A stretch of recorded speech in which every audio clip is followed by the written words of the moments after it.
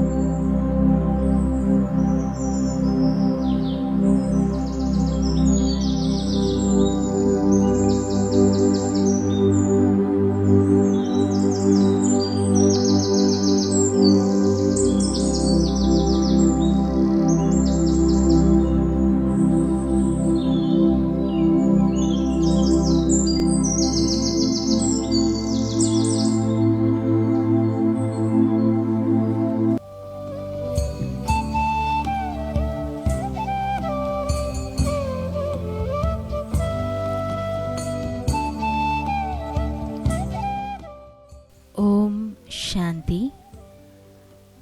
മാതേശ്വരി.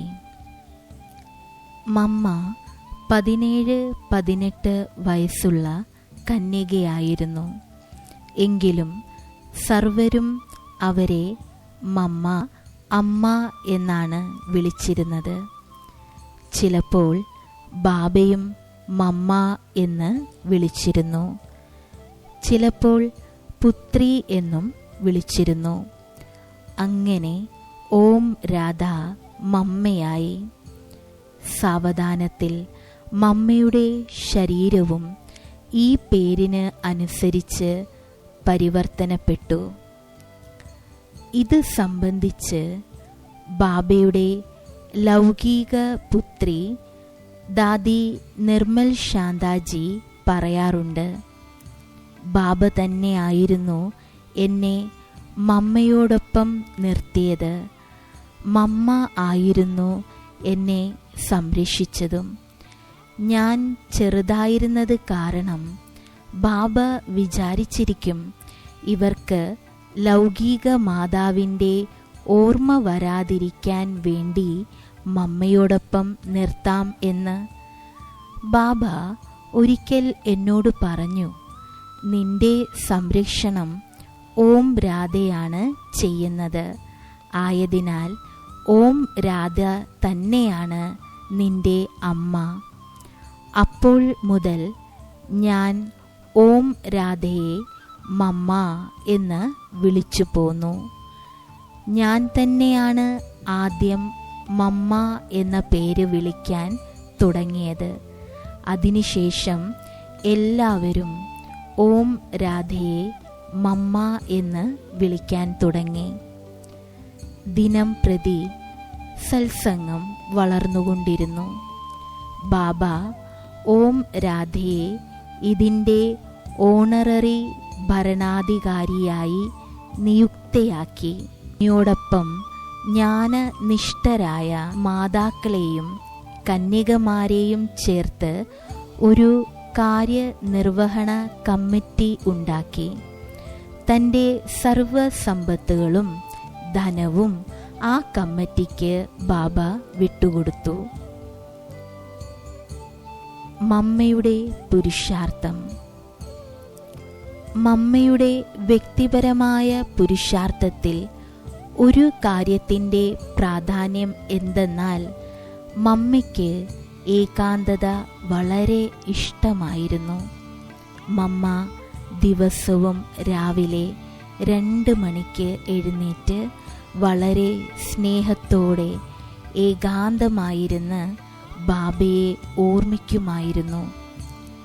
മമ്മയുടെ യോഗം ഇത്രയും സ്നേഹം നിറഞ്ഞതായിരുന്നു. മമ്മയുടെ കണ്ണുകളിൽ നിന്ന് സ്നേഹമുത്തുകൾ ഉതിരുമായിരുന്നു. നിലാവുള്ള രാവുകളിൽ മമ്മ രാത്രി മുഴുവൻ ഇരുന്ന് തപസ് ചെയ്യാറുണ്ടായിരുന്നു. മമ്മയും യശോദ മാതാവും. ബാബയുടെ ലൗകിക പത്നി പോലും മമ്മയെ മമ്മ എന്നു തന്നെയായിരുന്നു വിളിച്ചത്. മാത്രമല്ല, മമ്മയുടെ മടിയിൽ ഇരിക്കുകയും ചെയ്തിരുന്നു. അവർ തമ്മിൽ വളരെ നല്ല ബന്ധത്തിലായിരുന്നു. എന്തെന്നാൽ യശോദ മാതാവിന് മമ്മയെ കാണുമ്പോഴേ ശ്രീലക്ഷ്മിയുടെ സാക്ഷാത്കാരം ലഭിക്കുമായിരുന്നു. യശോദാമ്മയ്ക്ക് ബാബയിലും ബാബയുടെ മഹാവാക്യങ്ങളിലും നല്ല ഉണ്ടായിരുന്നു. ഞങ്ങൾ ബാബയുടെയും മമ്മയുടെയും കൂടെ ഒരുപാട് കളിച്ചു, ചുറ്റിക്കറങ്ങി, ആനന്ദിച്ചു നടന്നു. കറാച്ചിയിൽ മമ്മയും ബാബയും ഞങ്ങളും ഒരേ സ്ഥലത്തല്ല താമസിച്ചിരുന്നത്. ബാബ ഒറ്റയ്ക്കും ഞാനും മമ്മയും വേറെ സ്ഥലത്തുമായിരുന്നു.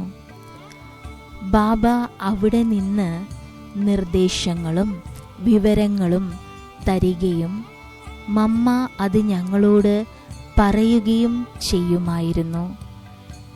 ഞങ്ങൾ എല്ലാവരും മമ്മയോടൊപ്പം താമസിച്ച് എല്ലാ കാര്യങ്ങളും ചെയ്യുമായിരുന്നു.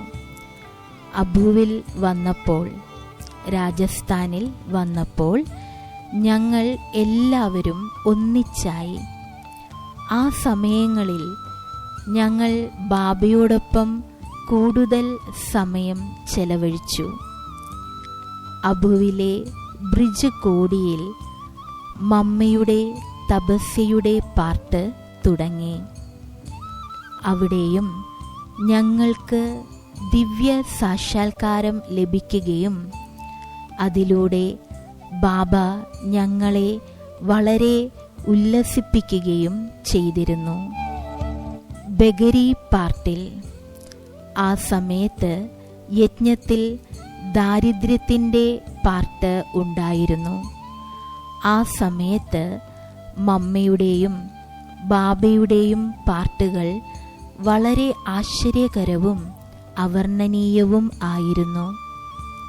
ആ സമയങ്ങളിൽ എല്ലാ കുട്ടികളും കഴിക്കാതെ മമ്മയും ബാബയും ഒന്നും കഴിക്കുമായിരുന്നില്ല. ബാബയുടെ സാന്നിധ്യത്തിൽ മമ്മ ഞങ്ങളെ ഉപദേശിക്കാറേ ഇല്ലായിരുന്നു. ബാബ എന്ത് പറയുന്നുവോ, എന്ത് ചെയ്യാൻ പറഞ്ഞോ അത് ചെയ്യുകയും ചെയ്യിപ്പിക്കുകയും ചെയ്തു.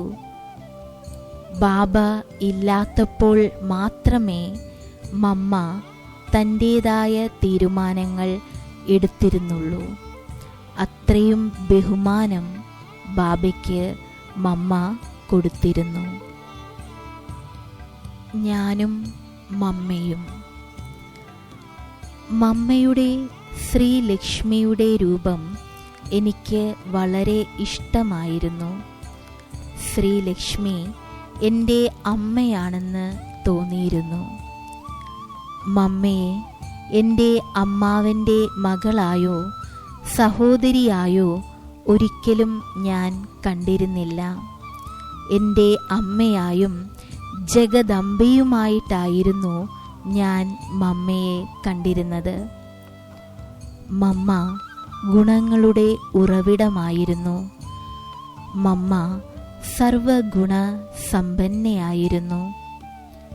മമ്മയുടെ ഗംഭീരതയുടെ ഗുണം എനിക്ക് വളരെ നന്നായി തോന്നിയിരുന്നു. ഗംഭീരതയോടൊപ്പം സഹനശീലതയും ധൈര്യവും എൻ്റെ ജീവിതത്തിലും ധാരണ ചെയ്യുന്നതിലും വ്യവഹാരത്തിൽ കൊണ്ടുവരുന്നതിനും ശ്രദ്ധിച്ചിരുന്നു.